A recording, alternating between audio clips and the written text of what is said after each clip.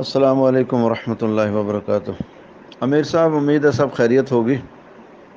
امیر صاحب، حضرت جی جو ہے نا وہ 3 سال کے بعد وہاں پہ گئے تھے کرونا کی وجہ سے۔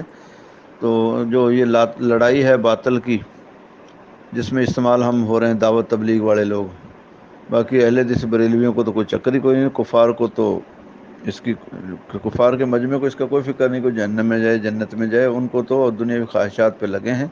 ہاں، ان کے جو حکمران ہیں، یہ عالمی اسٹیبلشمنٹ ہے، وہ توڑ پھوڑ میں لگی رہتی ہے کہ مسلمانوں کو نیچے گرانا ہے، اوپر اٹھانا ہے، ان کی تنظیمیں تحریکیں ختم کرنی ہیں، جس پہ بھی یہ منظم یا ایک پلیٹ فارم پہ آئیں، اس کو ختم کرنے کے لیے وہ ہائی لیول کے لوگ ہوتے ہیں، حکمران طبقہ ہوتا ہے۔ عوام تو ان کی عیاشی پہ اور اپنی خواہشات پہ، ضروریات پہ بس پس رہی ہے۔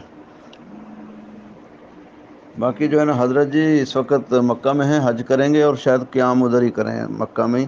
انڈیا میں حالات ٹھیک نہیں ہیں، ایک دوسرے کے نا دشمن ہوئے پڑے ہیں، یعنی جان کے دشمن، وہ لوگ جو لوگوں کو دعوت کی بات کرتے تھے نا، تو کیونکہ حادثات پہلے ہو چکے ہیں، مولانا یوسف رحمۃ اللہ کو زہر دیا گیا، مولانا ہارون رحمۃ اللہ کو زہر دیا گیا، اور بہت سارے ساتھیوں کو مقدمات اور مسائل میں۔ ابھی جو حضرت جی پہ 2015 سے کے بعد جو حالات ہیں، دعوت والوں کی مخالفت ہے، عورتوں کو مخالفت ہے ہی نہیں ہے۔ وہ اس طرح کی مخالفت ہے کہ اس وقت یہی ہو رہا ہے کہ حضرت جی کو کسی نہ کسی شکل میں مار دیا جائے اور آئندہ دعوت کے کام میں یہ سلسلہ ختم ہو جائے، کیونکہ امارت کی آواز یہی اٹھاتے ہیں، باقی تو شورا اور پھر دعوت میں عداوت لے آئے ہیں۔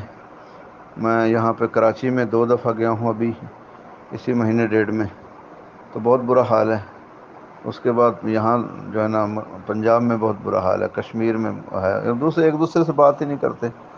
تو میں ان سے کہتا ہوں، میں ان کے اختلاف جو ہے نا اوپری لیول پہ ہے، تو وہ سدا سے ہی ہے اور سدا ہی رہے گا۔ وہ ہر بندہ چاہتا ہے ممبر پہ بیٹھوں، اندرون بیرون ملکوں میں جاؤں، اچھے کھانے کھاؤں۔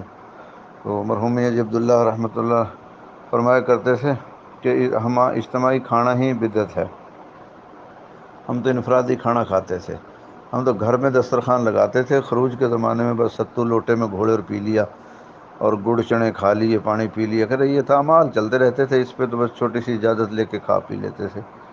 باقی یہ زیب و زینت والے لوگ آ گئے، بڑے دسترخوان والے آ گئے، ممبر کی طرف بھاگتے ہیں، 4 مہینے میں گیٹ اپ چینج کیا اور ممبر کی طرف بھاگتے ہیں۔ بیرون دوروں میں پیسہ ہے ان کے پاس، وہ کہتے ہیں جی میں بھی دستیاب ہوں، 10 بندوں کے ٹکٹ بھی دیتا ہوں، تو اس کی رائے کو مقدم رکھتے ہیں۔ جو دوسرے 40 سال سے جن کی تکبیر والا فوت نہیں ہوئی، جن کا ایک سفر بھی نہیں ہوا، وہاں وہ مقیم ہے، وہ ان بیچاروں کو کہتے ہیں اندرون سال لگا لو، تو وہ تو مجمع کو اس سے کوئی سروکار نہیں۔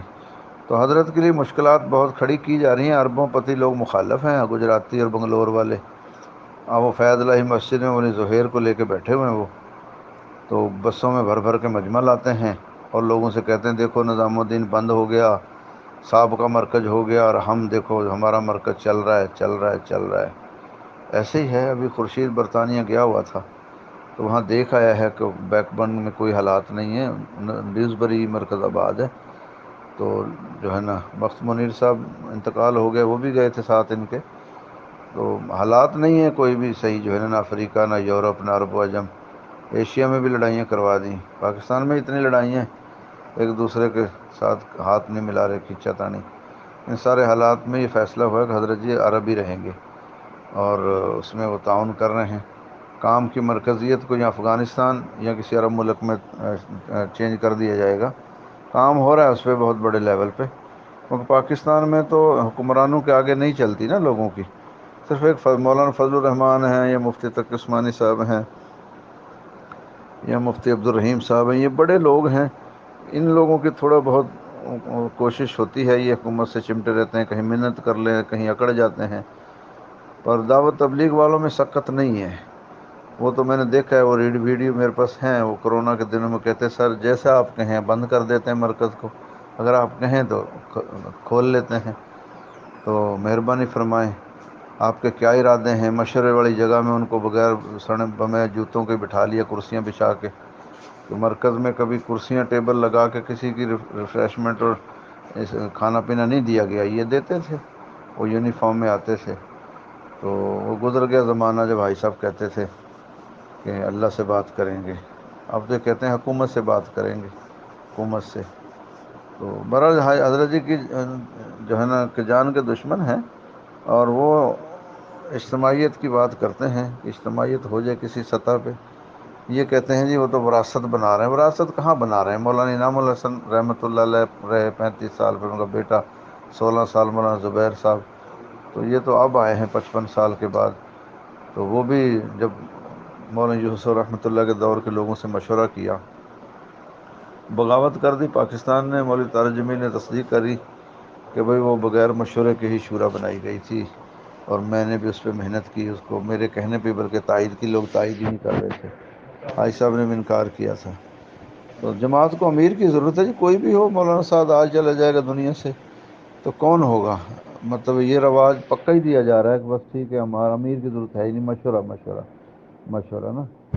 تو تبلیغی لوگ زیادہ سمجھدار نہیں ہوتے، یہ فالوور ہیں بس، جو رائے گنج ممبر سے کہہ دیا یا کراچی مرکز سے کہہ دیا، یہ اس کو فالو کرتے ہیں، بلکہ باضابطہ کہتے ہیں ہمارے بزرگوں نے یہ فرمایا.